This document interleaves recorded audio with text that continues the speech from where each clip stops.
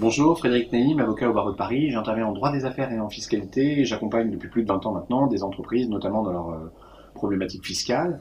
On est à l'heure du Covid, donc cette vidéo est enregistrée à ce moment-là. Et en gros, j'aimerais aborder un sujet, notamment pour les dirigeants d'entreprise qui commencent à paniquer, de voir leur carnet de commandes sensiblement baisser, de voir que le chômage partiel ou le chômage technique va stopper. Et en gros, ce que je voudrais vous dire, c'est qu'il existe plusieurs outils pour gérer les défauts de paiement, notamment de cotisation fiscale. Et il existe une procédure qui est assez connue, notamment dans le monde de la finance, pour les experts comptables, les comptables et les avocats, et que j'invite véritablement les dirigeants à utiliser lorsqu'ils sont confrontés à ce type de problème, c'est la CODECHEF. C'est-à-dire que c'est la commission des chefs des services financiers, qui est en gros une commission qui se regroupe et qui en fait comprend des représentants des cotisations sociales et des représentants des cotisations fiscales, et qui va en réalité, sur demande de l'entreprise, accepter des plans de paiement amiable sur une durée qui peut être de 12 à 24 mois, et qui en réalité va constituer un vrai levier, si vous voulez, pour vous permettre de mieux gérer votre entreprise. En gros, vous avez 2-3 créanciers qui commencent à vous harceler, je parle des créanciers publics, qui commencent à vous harceler, on n'y est pas encore, mais ça devrait malheureusement plus traîner, vous n'êtes pas en capacité de les honorer tous, parce qu'ils sont plus virulents les uns que les autres, c'est comme s'il y avait une compétition à ce niveau-là.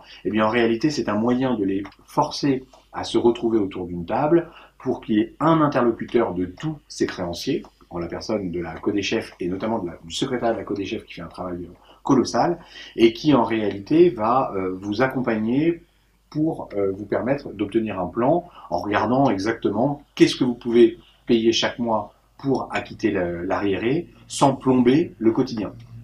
Le but du jeu, évidemment, c'est de ne pas payer le courant, ne pas payer l'arriéré, pardon, avec le courant. C'est-à-dire que si c'est pour reculer pour mieux sauter, et finalement, ça n'apporte rien du tout. Donc la commission des chefs des services financiers, c'est vraiment un outil intéressant pour les entreprises qui ont des difficultés. C'est pas très compliqué à saisir, vous pouvez le saisir seul, vous pouvez le saisir avec votre expert comptable, ou vous pouvez être accompagné d'un avocat, notamment spécialisé en droit fiscal. C'est une démarche écrite, donc c'est beaucoup d'échanges écrits. Ça peut être, dans certains cas, un peu plus ouvert, mais l'idée, si vous voulez, c'est vraiment de faire une saisine qui aboutisse à ce que toute votre situation soit bien appréhendée pour pouvoir intégrer des dettes. On a eu, notamment au cours de la crise financière de 2008, une CODECHEF qui était intervenue de manière massive, y compris pour des dettes qui n'étaient pas encore exigibles, donc avec des dettes qui étaient en fait dans les tuyaux mais qui allaient devenir exigibles, et ça permet souvent de sauver votre entreprise. Si vous êtes vraiment pas du tout en capacité de pouvoir même honorer des dettes sur un plan de 24 mois amiablement, vous avez autrement une autre possibilité qui est peut-être la mise en redressement judiciaire. Et il faut savoir que de nombreuses entreprises vont se trouver en redressement judiciaire dans les prochains mois. Et ce qui pouvait être perçu comme étant un vrai boulet il y a quelques années, quand vous étiez en redressement judiciaire, vous n'avez quasiment aucune chance de vous en sortir. J'ose espérer que, avec la crise qu'on a traversée, le Covid qui est passé par là, une entreprise en redressement judiciaire ne soit pas condamnée à la liquidation, et c'est tout le mal qu'il faudra s'efforcer de faire.